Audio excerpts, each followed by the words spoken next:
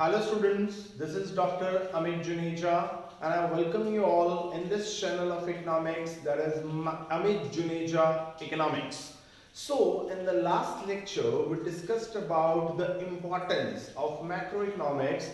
So in that we studied various aspects in which macroeconomics helps us in the economic planning or in the calculation of the national income or in the formation of the models of economic growth in order to view the nature of the micro variables in economic planning, economic policies and so on. So these are the points which shows the importance of macroeconomics in our daily life.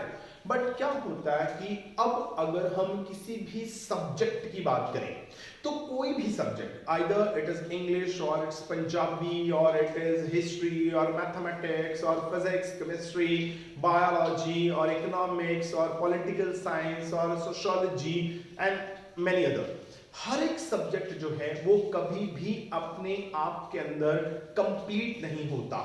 When we are saying this statement, then none of the subject is complete in itself. What do we really mean by that? We are meaning with the limitations of that subject. And what are those limitations? अब अगर हर एक subject की अपनी कुछ limitations हैं तो अब क्या होगा, जो मैक्रो इकोनॉमिक्स है उसकी भी कुछ ना कुछ जो है वो लिमिटेशंस होंगी. जैसे अगर हम एक बहुत सिंपल सी एग्जांपल लें, देखिए पहली बात तो मैं ये क्लियर कर देना चाहता हूं यहीं पर कि जो लिमिटेशंस होती हैं, limitation doesn't mean criticism. Criticism एक अलग चीज है, लिमिटेशन एक अलग चीज है. पहले तो दोनों का डिफरेंस क्लियर करते हैं कि लिमिटेशन और क्रिटिसिज्म दोनों में क्या डिफरेंस होता है. देखिए एक चीज को हम क्रिटिसाइज करते हैं. क्यों करते हैं? आप भी बहुत सारी चीजों को क्रिटिसाइज करते होंगे. आप अपने फ्रेंड्स को क्रिटिसाइज करते होंगे, जो फ्रेंड्स आपको अच्छे नहीं लगते होंगे, या आप अपने रिलेटिव्स को क्रिटिसाइज करते होंगे, या अपने जो सिबलिंग्स हैं आपके ब्रदर और सिस्टर उसको आप क्रिटिसाइज करते होंगे, या कई बार तो आप टीचर्स को भी क्रिटिसाइज कर देते होंगे. तो क्यों क्रिटिसाइज करते हैं? क्योंकि जब हमें लगता है कि उसकी जो बात है वो गलत है तो हम उसको क्रिटिसाइज करते हैं. अगर मेरी बात आपको गलत लगेगी, only then you can criticise me. अगर मैं आपको सही बात बोल रहा हूं तो फिर मेरी क्रिटिसिज्म तो नहीं हो सकती ना. Okay, you are getting my point कि मैं क्रिटिसिज्म क्या कर रहा हूं. मैं कहता हूं कि जो मैक्रो इकोनॉमिक्स है उसकी ये क्रिटिसिज्म है कि वो परफेक्ट कंपटीशन को लेके चलता है. अब रियलिटी के अंदर जब हम जाते हैं तो हमें मार्केट में कहीं पर भी जो परफेक्ट कंपटीशन मार्केट है वो देखने को नहीं मिलती. हमें जो मार्केट मिलती है वो होती है मोनोपोलिस्टिक कंपटीशन मार्केट. मतलब हम जब किसी शॉप पे जाते हैं तो हमें वहां पर डिफरेंट टाइप ऑफ गुड्स मिलती हैं. अगर आप एक पेन लेने गए तो आपको बहुत तरह का पेन मिलेगा, सबका रेट अलग अलग होगा क्योंकि उनकी कंपनी जो है वो अलग अलग होगी. आप एक कॉपी लेने जाते हैं तो आपको बहुत तरह की कंपनीज की कॉपीज मिलेंगी, सबका रेट अलग अलग होगा, सबकी क्वालिटी अलग अलग होगी, तो सभी चीजें सेम नहीं होती हैं.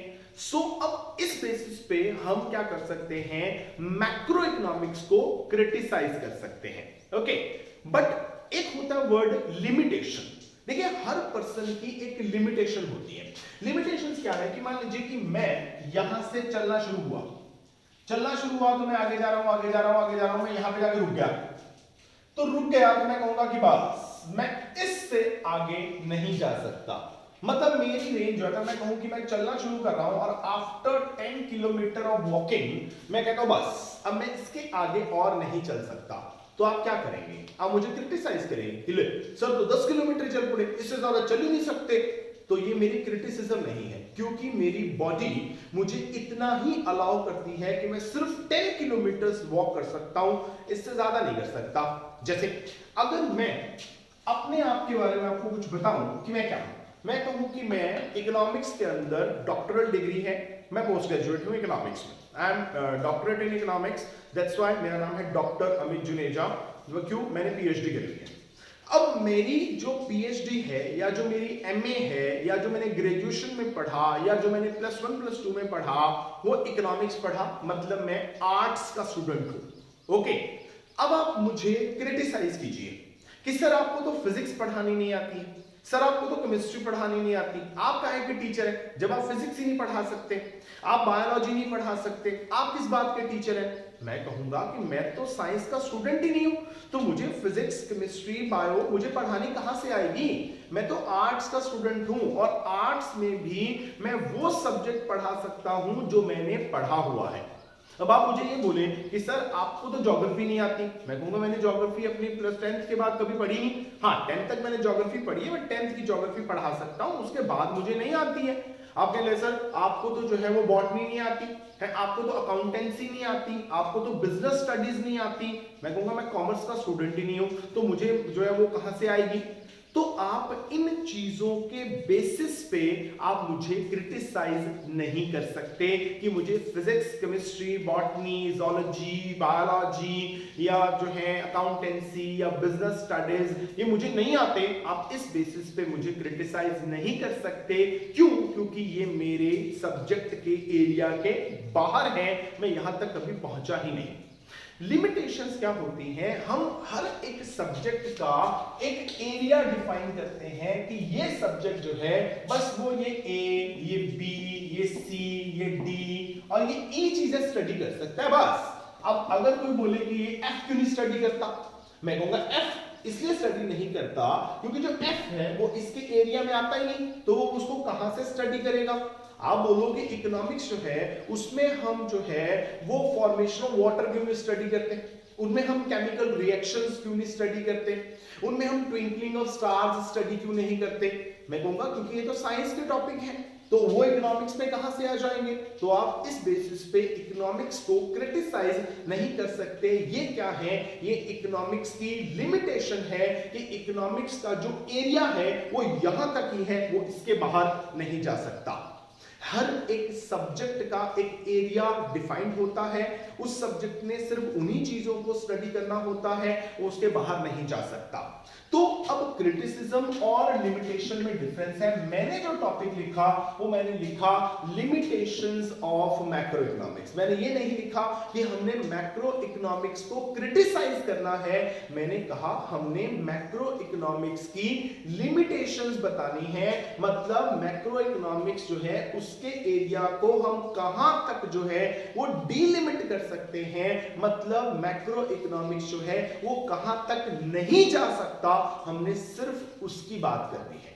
Okay, you are getting my point? हमने सिर्फ उसकी लिमिटेशंस बतानी है कि बस मैक्रो इकोनॉमिक्स तेरी जो लिमिटेशन है, तेरी जो बाउंड्री है वो यहां तक है, आप इस बाउंड्री को क्रॉस नहीं कर सकते, हम सिर्फ उसी चीज की बात करेंगे। ओके, तो वो लिमिटेशंस क्या है?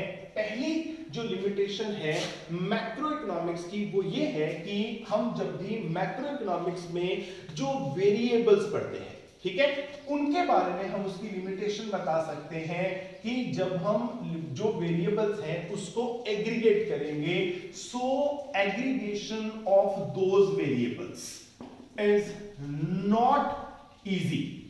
जो एग्रीगेशन है, देखिए अगर हम माइक्रो की बात करते हैं तो माइक्रो में हम इंडिविजुअल लेवल पे वेरिएबल्स को स्टडी करते हैं। मैक्रो में हम जब भी स्टडी करते हैं तो हम जो वेरिएबल्स होते हैं उनकी एग्रीगेशन करते हैं, उनका टोटल करते हैं। जैसे एग्रीगेट डिमांड, एग्रीगेट सप्लाई, हम क्या कर रहे हैं? डिमांड को एग्रीगेट कर रहे हैं, डिमांड का टोटल कर रहे हैं, सप्लाई का टोटल कर रहे हैं। नेशनल इनकम क्या है? इंडिविजुअल इनकम का टोटल है। तो जब हम मैक्रो इकोनॉमिक्स के अंदर इन सारे variables, either it is aggregate demand, aggregate supply, aggregate saving, aggregate investment, aggregate जो है consumption, aggregate production, general price level, national income, अगर हम इन सारी चीजों को मेजर करना चाहते हैं तो हमें क्या करना पड़ेगा?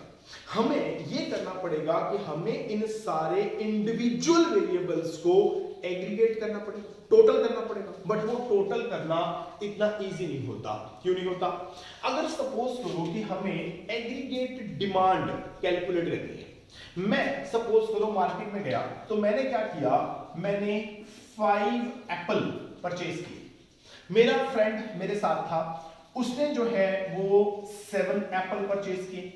सपोज करो कि पूरी इकोनॉमी में हम 2 ही लोग हैं, ठीक है, तो दोनों लोगों के आपने अब टोटल एग्रीगेट डिमांड का पता लगाना है। तो आप क्या करेंगे, आप कहेंगे एक ने 5 एप्पल परचेज किए, एक ने 7 एप्पल किए, तो एग्रीगेट डिमांड कितनी हो गई, 12 एप्पल। ठीक है, टोटल हो गया। अब अगर मैं इसको चेंज करूं, मैं कहूं कि मैंने 5 एप्पल परचेज किए, मेरे फ्रेंड ने 7 जो है वो बनाना परचेज किए। अब टोटल क्या लगाओगे। अब आप ये कह सकते हो, देखो एप्पल और बनाना तो ऐड हो नहीं सकते, पर है तो दोनों टाइप ऑफ फ्रूट, तो आप कहेंगे कि हाँ फ्रूट प्लस कर सकते हैं, तो टोटल जो है वो 12 फ्रूट जो है वो उनकी डिमांड की गई है। चलो ये भी पॉसिबल हो गया किसी न किसी तरह से। अगर मैं कहूं कि मैंने 5 एप्पल परचेज किए और मेरे फ्रेंड ने 7 चेयर परचेज की, अब इसको ऐड कैसे करोगे, 5 एप्पल और 7 चेयर ऐड ही नहीं हो सकते। क्यों, एक फ्रूट है और एक तो चेयर है, उसको ऐड कैसे करोगे, पॉसिबल नहीं। इकोनॉमी के अंदर बहुत सारी जो गुड्स एंड सर्विसेज प्रोड्यूस होती हैं वो डिफरेंट यूनिट्स के अंदर होती हैं, कुछ लीटर में, कुछ मीटर में। ध्यान से सोचो, कोई लीटर में है, कोई मीटर में है, कोई टन में है, कोई क्विंटल में है, कोई ग्राम में है, कोई ऑन्स में है, कोई पाउंड्स में है, कोई किसी में है, कोई किसी में। अब लीटर को आप मीटर में ऐड कैसे करोगे, 5 litre of milk and 5 metre cloth add करना है। How is it possible. So macro economics में क्योंकि हमने जो माइक्रो वेरिएबल्स हैं उनको एडिशन करना होता है, but due to lack of a common unit of measurement वो पॉसिबल नहीं होता। तो अब ये क्या है, ये मैक्रो इकोनॉमिक्स की एक लिमिटेशन हो जाती है कि जब वो वेरिएबल्स को एग्रीगेट करती है, at that time macro economics has to face a lot of difficulties because of different units of measurement. जब मैं कहता हूं different units of measurement, what does it mean, it mean that all the goods are not measured in the same unit, like some are measured in litre और metre और quintal और ton और gram और ounce and so on. So this is the one of the limitation of macroeconomics, that the aggregation of variables is not easy. Number 2, देखिए micro economics जो है उसकी एक और लिमिटेशन भी है, वो है it's dependence on micro economics. कि देखिए मैक्रो क्या है, मैक्रो जो है वो अपने आप के अंदर एग्रीगेशन है। National income is the aggregate of individual income. Aggregate demand is the addition of individual demand. Aggregate supply is the addition of individual supply. ठीक है, अब यानी मैक्रो इकोनॉमिक्स का पता आपको तब तक नहीं लग सकता जब तक आपको माइक्रो इकोनॉमिक्स का पता नहीं लगता। जब आपको माइक्रो इकोनॉमिक्स का पता लगेगा, only then you are able to calculate the macro economics. So this is one of the limitation of macro, कि मैक्रो की लिमिटेशन है कि वो क्या करती है, वो माइक्रो पे डिपेंड करती है। अब जब तक माइक्रो नहीं पता तब तक मैक्रो का पता भी नहीं लगेगा। अब इस बेसिस पे हम सोचो, हम मैक्रो इकोनॉमिक्स को क्रिटिसाइज नहीं कर सकते, हम ये नहीं कह सकते कि लो जी मैक्रो तेरी तो ये क्रिटिसिज्म है कि आप जो है वो ना डिपेंड करते हैं माइक्रो के ऊपर। अब मैक्रो कहेगी भैया मैं तो हूं ही एग्रीगेशन, अब एग्रीगेशन किसका करूंगी, इंडिविजुअल का एग्रीगेशन करूंगी। अब जब तक मुझे एग्रीगेशंस ही नहीं पता, जब तक मुझे जो है इंडिविजुअल यूनिट्स ही नहीं पता, तो मैं एग्रीगेट किसका करूं। अब मेरा इस पे कहां का बस है। अब सोच के देखो, मैक्रो इकोनॉमिक्स कह रही है, मैक्रो इकोनॉमिक्स कहती है कि मैं एडिशन हूं माइक्रो यूनिट्स का। अब जब तक मुझे माइक्रो वेरिएबल नहीं पता होंगे तो मैं मैक्रो कहां से बताऊंगी, मेरे तो बस में नहीं है ना ये। तो इस बेसिस पे आप मुझे क्रिटिसाइज करोगे, ले तू तो माइक्रो पे डिपेंड करती है। वो कहते हैं मैं हूं ही एग्रीगेशन, तो मैं तो माइक्रो पे डिपेंड करूंगी। सो इसलिए इस बेसिस पर भी हम मैक्रो इकोनॉमिक्स को क्रिटिसाइज नहीं कर सकते, हम उसकी लिमिटेशन बोल सकते हैं कि इसकी लिमिटेशन क्या है, कि इसकी बाउंड्री जो है वो कहां तक जाके डिलिमिट हो जाती है। जब आपको माइक्रो वेरिएबल्स पता होंगे, only then you can calculate the macro economic variables. जब तक आपको माइक्रो वेरिएबल्स नहीं पता, then you are not able to calculate और measure the macro economic variables. Actually क्या होता है, एक चीज में हम और लेते हैं, एक्चुअली क्या होता है, वो कहते हैं कि जो नेचर होती है ना, नेचर ऑफ एग्रीगेट। अब इसी चीज को क्लियर करेंगे कि नेचर ऑफ एग्रीगेट का मतलब क्या हुआ, और अगर आपने नेचर वर्ड नहीं यूज करना तो आप कॉम्पोजिशन लिख सकते हैं कि composition of aggregate is more important than the aggregate itself. मतलब देखिए क्या है, वो कहते हैं कि जो एग्रीगेट है, जो टोटल है, वो इंपॉर्टेंस नहीं रखता। टोटल की इंपॉर्टेंस नहीं है, ठीक है। अब ये नहीं कहना कि टोटल की इंपॉर्टेंस है ही नहीं, बिल्कुल है, पर टोटल की उतनी इंपॉर्टेंस नहीं है। पर मैं ये कह सकता हूं कि टोटल के साथ साथ, मैं ये नहीं कह रहा हूं कि टोटल की इंपॉर्टेंस है ही नहीं, टोटल की बिल्कुल इंपॉर्टेंस है, पर उसके साथ साथ वो टोटल जो है उसकी कॉम्पोजिशन की इंपॉर्टेंस जो है वो ज्यादा है। अब कॉम्पोजिशन, या मैंने वर्ड यूज किया था नेचर। अब कॉम्पोजिशन और नेचर में क्या मतलब है, पहले तो वो समझो। हम कहते हैं कि हमारी इंडिया की नेशनल इनकम बढ़े। लेट इट बी कि 2019 में इंडिया की नेशनल इनकम थी, सपोज करो 2 लाख करोड़, ठीक है। 2020 में ये हो गई 4 लाख करोड़। अब आप बोलोगे लो जी, इंडिया की नेशनल इनकम जो है वो 2019 के कंपैरेटिवली 2020 के अंदर डबल हो गई है। इट मींस कि अब इंडिया की इकोनॉमिक डेवलपमेंट हो गई है, हमारे पास पैसे आ गए हैं ज्यादा, ठीक। अब जो हम ये बोल रहे हैं ना कि हमारे पास पैसे ज्यादा आ गए हैं, हम ये स्टेटमेंट जो है वो किस बेसिस पे दे रहे हैं? हम ये स्टेटमेंट दे रहे हैं only on the basis of aggregate और only on the basis of amount. But क्या हमने ये सोचा, क्या हमने ये पूछा कि ये जो 2 लाख करोड़ एक्स्ट्रा आए हैं ये कैसे आए? अब सोचो कि जो हमारी नेशनल इनकम 2 लाख करोड़, अब इनकम और प्रोडक्शन एक ही चीज होती है। जब हम नेक्स्ट चैप्टर करेंगे circular flow of income and output, उसके अंदर हम इस चीज को प्रूव करेंगे कि एक इकोनॉमी के अंदर income, expenditure and production, there is a triple identity between these three, that income is equal to production is equal to expenditure. तीनों हमेशा इक्वल होता है। अगर मैं कहता हूं कि नेशनल इनकम बढ़ गई है, इट मींस नेशनल प्रोडक्शन बढ़ी है। पहले थी 2 लाख करोड़ की, अब ये 4 लाख करोड़ की, तो इंडिया में पहले से डबल चीजें बन रही हैं, ओके। डबल चीजें बन रही हैं तो प्रोडक्शन हमारी बढ़ गई है, तो इंडिया की इकोनॉमिक डेवलपमेंट हो गई है। हम एग्रीगेट को देख के ये बोल सकते हैं, ठीक है। पर क्या हमने ये सोचा कि 2 लाख करोड़ की जो एक्स्ट्रा प्रोडक्शन हुई है वो कैसे हुई? अगर सपोज करो कि ये जो 2 लाख करोड़ की जो एडिशनल प्रोडक्शन हुई है उसको हमने प्रोड्यूस किया हो with the help of capital intensive technique, capital intensive in which there is more use of capital than labour. मतलब capital doesn't mean money, capital means capital goods of machines. जो हमने 2 लाख करोड़ की एडिशनल प्रोडक्शन की है, हो सकता है कि वो जो 2 लाख करोड़ की एडिशनल प्रोडक्शन है वो हमने मशीन्स को ज्यादा यूज करके कर ली हो और हमने लेबर को काम ही ना दिया हो, या बहुत कम काम दिया हो, ये भी पॉसिबल है। तो उससे लोगों को क्या फायदा हुआ? नंबर 2, जो प्रोडक्शन हुई है, अगर सपोज करो कि वो प्रोडक्शन जो है वो हुई है only for the richer segment of the society, जो रिचेस्ट सेगमेंट है ना, जो लग्जरी गुड्स जो है कंज्यूम करते हैं, ये जो 2 लाख करोड़ की एडिशनल प्रोडक्शन हुई है इससे बनी है लग्जरी गुड्स, तो इससे आम आदमी को क्या फायदा हो? या जो ये 2 लाख करोड़ की एडिशनल प्रोडक्शन हुई है इसमें क्या हुआ, हमने वॉर गुड्स यानी टैंक ज्यादा बना लिए, मिसाइल ज्यादा बना ली, रॉकेट ज्यादा बना लिए, गन्स बना ली, ठीक है, बॉम्ब बना लिए, उससे प्रोडक्शन बढ़ा ली। तो अल्टीमेटली हम कहेंगे कि देखो जी प्रोडक्शन तो बढ़ गई 2 लाख करोड़, पर क्या अगर हम वॉर गुड्स बना रहे हैं, टैंक बना लिए, बॉम्ब बना लिए, या मिसाइल्स बना लिए, या रॉकेट बना लिए, क्या उससे हमारे आम लोगों को फायदा होगा? क्या लोगों का स्टैंडर्ड ऑफ लिविंग ऊपर होगा? नहीं। क्यों?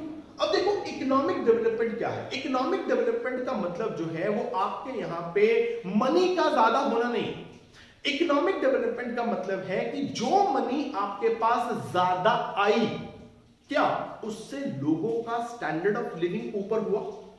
अगर हमने वॉर गुड्स ज्यादा बनानी होती तो क्या उससे लोगों का स्टैंडर्ड ऑफ लिविंग ऊपर हो पाता? नहीं, क्योंकि उससे तो सिर्फ वॉर गुड्स ही बनी है। या अगर हमने लग्जरी गुड्स बनाई होती तो क्या होता? क्या एक major segment of society which belongs to middle class and poor class, ठीक है, तो क्या उसका स्टैंडर्ड ऑफ लिविंग ऊपर होता? बिल्कुल भी नहीं। तो क्या हम उसको इकोनॉमिक डेवलपमेंट बोल सकते हैं? बिल्कुल भी नहीं। या हमने अगर लेबर को काम ना देके हमने कैपिटल से काम कराया होता तो क्या होता? एक लेबरर को काम नहीं मिलता, उसको इनकम नहीं मिलती, जो पैसे होते वो सारे के सारे जो हैं वो रिचर सेगमेंट के हाथ में इकट्ठे हो जाते हैं, बिकॉज द प्रोड्यूसर जो होते हैं वो अब आम छोटे लोग तो होते नहीं। जो लार्ज स्केल इंडस्ट्रीज लगाते हैं वो रिचर सेक्शन ही होता है, वो कैपिटल से काम करा रहा है, मशीन से काम करा रहा है, लेबर से काम नहीं करा रहा है, मतलब लेबर को पैसे नहीं दे रहा है, सारे पैसे अपने पास खुद रखे जा रहे हैं। यानी अगर ये जो 2 लाख करोड़ की एडिशनल इनकम हुई है, अगर ये 2 लाख करोड़ जो है वो कुछ लोगों के हाथ में ही रह जाएंगे और बाकी जो मेजर सेगमेंट ऑफ सोसाइटी है उसको कुछ नहीं मिलेगा, हम उसको इकोनॉमिक डेवलपमेंट नहीं कह सकते। अब ये भी देखना पड़ेगा, कहते हैं सिर्फ मैक्रो इकोनॉमिक्स जो है वो हमें सिर्फ एग्रीगेट्स बताती है, भी लो जी टोटल नेशनल इनकम इतनी, टोटल जीडीपी इतनी, सिर्फ इतना, पर वो जो जीडीपी बनी है या नेशनल इनकम बनी है वो कौन सी चीजों की बनी है, what is the composition of that, उसके बारे में मैक्रो इकोनॉमिक्स हमें कोई नॉलेज नहीं देती। तो इसीलिए ये भी मैक्रो इकोनॉमिक्स की एक लिमिटेशन जो है वो हो जाती है। उसके बाद क्या होता है कि अब हमने इसको एक और पॉइंट ऑफ व्यू से देखा है, ये मैं वर्ड दोबारा लिख देता हूं, यहाँ पे नेचर नहीं लिखना, मैंने पहले कहा था हम यहाँ पे कॉम्पोजिशन लिख सकते हैं। ओके, फिर क्या होता है कि जो भी वेरिएबल्स होते हैं उनकी नेचर डिफरेंट होती है, different nature of the variables. देखिए जितने भी वेरिएबल्स होते हैं एक्चुअली क्या है कि वो जो सारे वेरिएबल्स होते हैं वो ना डिफरेंट नेचर के होते हैं, ठीक है। डिफरेंट नेचर का मतलब क्या है? देखिए अगर हम माइक्रो इकोनॉमिक्स की बात करें तो माइक्रो इकोनॉमिक्स के अंदर जितने भी वेरिएबल्स हैं क्या वो सारे सेम नेचर के हैं? डिमांड की नेचर अलग है, सप्लाई की नेचर अलग है, बात सोचने वाली है। अब एक फर्म की सप्लाई और दूसरे फर्म की सप्लाई की नेचर अलग है, एक चीज की डिमांड और दूसरी चीज की डिमांड की नेचर अलग है। जैसे एग्जांपल देता हूं, अगर सपोज कीजिए कि आप मार्केट में गए और आपको ये पता लगा कि आप क्लोथ्स लेने गए थे और उसके ऊपर आपको 40% ऑफ मिल रहा है, तो आप क्या करेंगे? आप देखिए 40% ऑफ मिल रहा है, ले लो, चीज सस्ती मिल रही है तो परचेज कर लो। तो क्या हुआ? अब क्लोथ्स के केस में अगर प्राइस डाउन हुआ तो आपने क्या किया? डिमांड बढ़ा ली। ये किसका केस था? ये क्लोथ का केस था। अब सोचो, अब अगर यही चीज जो है वो गोल्ड प्राइसेस में हुई हो, गोल्ड का प्राइस जो है इस टाइम पे चल रहा है फॉर एग्जांपल 40,000 पर 10 ग्राम, ठीक है। अब अगर ये 40,000 पर 10 ग्राम से कम हो जाए 400 रुपीज पर 10 ग्राम, क्या आप गोल्ड ज्यादा परचेज करेंगे? अब क्या हुआ? अब गोल्ड का प्राइस डाउन हुआ, क्या गोल्ड की डिमांड बढ़ेगी? आप गोल्ड ज्यादा परचेज करने के लिए जाएंगे? अगर आप ये कह रहे हैं कि आप जाएंगे देन यू आर रॉन्ग, आप नहीं जाएंगे। क्यों? क्योंकि गोल्ड जो है वो क्या है? वो एक गिवन गुड है। गिवन गुड कौन सी होती है? जो डेमोन्स्ट्रेटिव गुड्स होती है, जिसको हम लोगों को दिखाने के लिए यूज करते हैं। आप में से जिन्होंने गोल्ड चेन पहनी है, वैसे मैंने तो नहीं पहनी हुई है, अगर आप में से किसी ने भी गोल्ड चेन पहनी हुई है तो सोचो उसका फायदा क्या है आपको। अगर गोल्ड रिंग पहनी है या आपने किसी ने कड़ा पहना हुआ है गोल्ड का, तो उसका फायदा क्या है? मैंने नहीं पहना हुआ, मैंने ना तो ये मैंने सिल्वर का पहना हुआ है, ये रिंग है ये भी सिल्वर की है और ये तो ऐसे धागा का पहना हुआ है, मैंने गोल्ड का कुछ नहीं पहना हुआ, ठीक है। अगर आप में से किसी ने कोई गोल्ड का कड़ा पहना हुआ है या कोई जो है चेन पहनी हुई है या गर्ल्स ने इयररिंग्स पहने हुए हैं, नोज रिंग पहनी हुई है या कोई रिंग पहनी हुई है, उसका फायदा क्या है? उसका बेनिफिट क्या है? उसकी यूटिलिटी क्या है आपके लिए? कोई बता सकता है? आप सोचते तो रह जाएंगे, आपको कोई यूटिलिटी नजर ही नहीं आएगी। आपने गोल्ड सिर्फ इसलिए पहना है ताकि आप लोगों को दिखा सकें कि देखो भैया अपने पास बहुत पैसे हैं, हम गोल्ड अफोर्ड कर सकते हैं, इसलिए हम खरीद रहे हैं। आप सिर्फ लोगों को दिखाने के लिए गोल्ड पहनते हैं, नहीं तो चेन पहनने से क्या हो जाता है? अगर मैंने नहीं पहनी हुई तो क्या फर्क पड़ गया? अगर मैंने कड़ा नहीं पहना गोल्ड का तो क्या फर्क पड़ गया? अगर मैंने रिंग नहीं पहनी गोल्ड की तो क्या फर्क पड़ गया? इससे मेरी टीचिंग पे तो कोई इफेक्ट नहीं पड़ रहा है ना। तो वैसे ही आप है, अब ये थोड़ी आज एक पर्सन जो है, कोई बॉय या कोई गर्ल आप में से जो है वो मतलब एक गोल्ड चेन पहन के आ जाए तो आज मेरा पेपर बड़ा अच्छा होगा। क्यों? गोल्ड ना मेरा पेपर अच्छा कराएगा, या कड़ा जो है वो पहन लूं तो आज टेस्ट बड़ा अच्छा होगा। ऐसे थोड़ी होता है। गोल्ड से तो कोई यूटिलिटी है नहीं, फिर भी गोल्ड परचेज करते हैं। क्यों? क्योंकि वो महंगा है। हम लोगों को दिखा सकते हैं कि हमारे पास पैसे हैं, हम गोल्ड परचेज करने की एबिलिटी रखते हैं। पर अगर वही गोल्ड 400 रुपीज पर 10 ग्राम हो गया ना, कोई नहीं खरीदेगा। क्यों? क्योंकि अब तो वो डेमोन्स्ट्रेटिव गुड रहेगी नहीं, अब तो सारे ही उसको परचेज करना शुरू कर देंगे। तो अब आप क्यों परचेज करेंगे? जब एक राह चलता आदमी जिसके पास बहुत कम पैसे हैं वो भी पूरा गोल्ड पहन के घूम रहा है और आप भी घूम रहे हैं, तो फिर आप में और उसमें डिफरेंस क्या रहा? तो गोल्ड जो है वो एक डेमोन्स्ट्रेटिव गुड नहीं रहेगी। तो फिर क्या हुआ? अगर गोल्ड का प्राइस कम हो गया ना तो गोल्ड की डिमांड कम हो जानी है। तो इसलिए अगर हम क्लोथ्स की बात करें तो नेचर ऑफ डिमांड अलग है, अगर हम गोल्ड की डिमांड करें तो वहां पे नेचर ऑफ डिमांड अलग है। तो दोनों की नेचर ऑफ डिमांड अलग अलग है। आप इसको टोटल कैसे कर सकते हैं और आप इसको एक ही जगह पे स्टडी कैसे कर सकते हैं? वैसे हम सप्लाई की बात करते हैं। सपोज करो कि क्या हुआ, एक प्रोड्यूसर है, वो क्लोथ्स बना रहा है, उसकी शर्ट सेल हो रही थी मान लीजिए कि 500 में। अब उसकी शर्ट सेल होनी शुरू हो गई 600 में। पहले 500 में सेल हो रही थी, अभी 600 में सेल हो रही है, तो उसको फायदा होएगा। ठीक है, तो वो क्या बोलेगा? वो बोलेगा कि मुझे अब 500 वाली शर्ट के 600 मिल रहे हैं तो मुझे ज्यादा प्रोडक्शन करनी चाहिए। वो ज्यादा प्रोडक्शन करेगा और सप्लाई बढ़ा देगा। यानी अब क्या हुआ? उसकी कम्युनिटी का प्राइस बढ़ा तो उसने अपनी कम्युनिटी की सप्लाई जो है वो बढ़ा दी। अब सपोज कीजिए कि एक पर्सन काउ मिल्क सेल करता है, ठीक है, उसकी जो गाय है वो एक दिन में सपोज करो कि 10 लीटर ऑफ मिल्क देती है। मिल्क का रेट चल रहा है 40 रुपीज पर केजी, मिल्क का रेट हो जाता है 50 रुपीज पर केजी। अब वो क्या करेगा?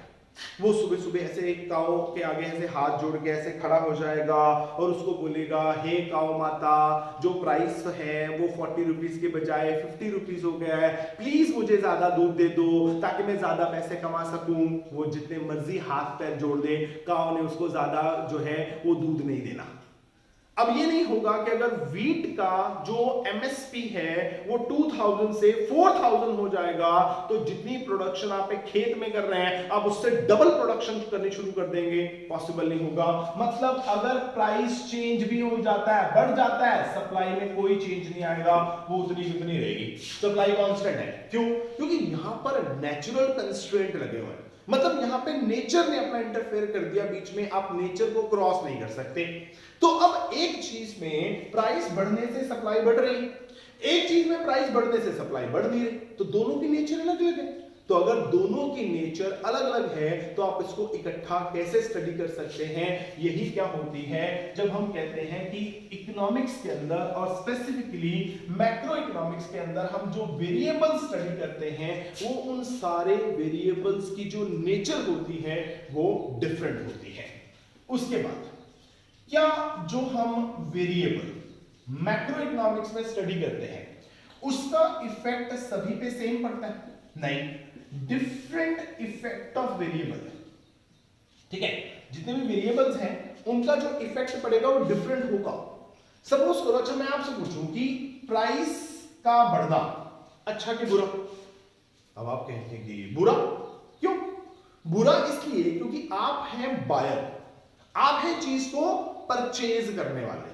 तो आप तो कहेंगे कि लो जी प्राइस बढ़ गया तो हमें क्या करना पड़ेगा, अब पहले जितनी चीज के पहले से ज्यादा पैसे देने पड़ेंगे। तो भैया तो गलत बात है, हमने तो नुकसान हो रहा है।